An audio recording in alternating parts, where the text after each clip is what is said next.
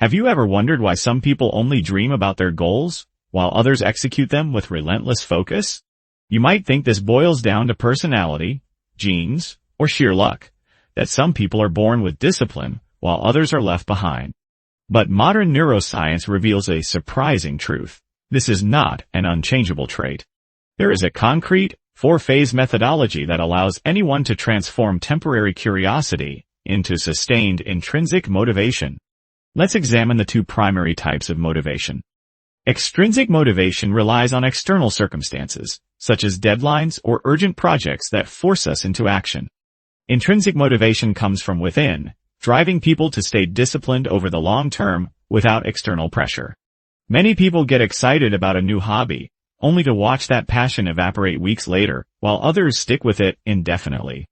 What separates these thinkers from doers? The answer lies in understanding how our brains process interest and how we can systematically level up our drive. The first step in this journey is triggered situational interest. Everyone starts with curiosity sparked by their external environment, seeing someone play a video game, watching a skilled performer, or encountering a fascinating topic. However, a major pitfall occurs here because curiosity often comes mixed with negative emotions, like feeling inadequate or intimidated. When people experience this friction, they often assume they need intense therapy or deep psychological work to eliminate those negative feelings before proceeding. Neuroscience shows this is a misconception. At this early stage, your brain's cost-benefit analysis engine does not yet value overcoming that emotional hurdle. Forcing yourself to conquer deep internal resistance right away is usually ineffective and exhausting. Instead of fighting your doubts, the path forward requires maintained situational interest. Here, the goal is simply continued external exposure. You do not need to force yourself to perform perfectly or conquer your fears immediately.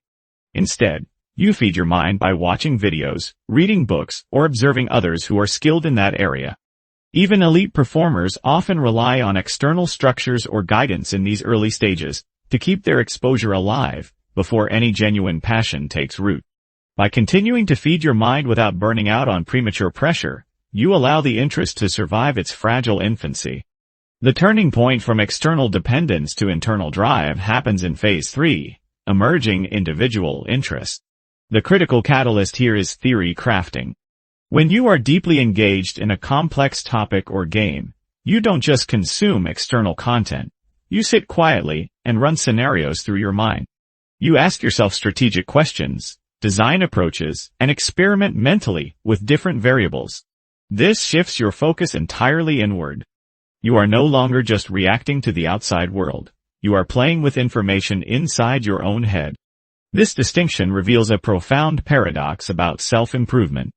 Many people remain eternal thinkers because they stay trapped in endless external consumption, watching video after video about productivity without ever doing the internal cognitive work. You can consume massive amounts of content, but your brain will never transform unless you actively reflect, process, and theory craft what you learn. True doers are those who transition from passive external exposure to active internal reflection. The final stage of this progression is a well-developed individual interest. At this point, your motivation has achieved stability, resilience, and long-term sustainability. This is where high-performing professionals and experts operate. This advanced phase is characterized by two crucial elements that people often try to rush prematurely: appreciating the contributions of others and utilizing feedback. First, once you have developed your own internal mental models through theory crafting, you gain a genuine appreciation for the strategies and insights of others. Because you understand the mental effort required to build a framework, you can absorb advanced textbooks and expert methodologies with vastly greater depth. Second, we must look closely at how we handle feedback. Society tells us that feedback is universally wonderful, and that we should seek it out constantly. However, neuroscience shows that premature feedback can be destructive. If you are in the early stages of learning something new and already feel insecure, receiving blunt, honest critique will likely crush your fledgling curiosity and kill your motivation entirely. True, constructive feedback only becomes effective once you have built a solid foundation of confidence and stability. When your interest is resilient, negative feedback no longer destroys you. Instead, it provides valuable data that helps you refine your skills and grow. Ultimately, moving from a temporary daydreamer to a consistent doer is not a matter of genetic luck or innate personality. It is a skill-based, neuroscience-backed progression. By moving from triggered exposure to maintained curiosity, engaging in deep internal theory crafting, and carefully timing how you receive feedback and study expert contributions, you can systematically level up your drive. You can take any simple spark of interest and turn it into a powerful, sustainable engine for lifelong achievement. Like and subscribe for more cognitive insights. Have a nice day!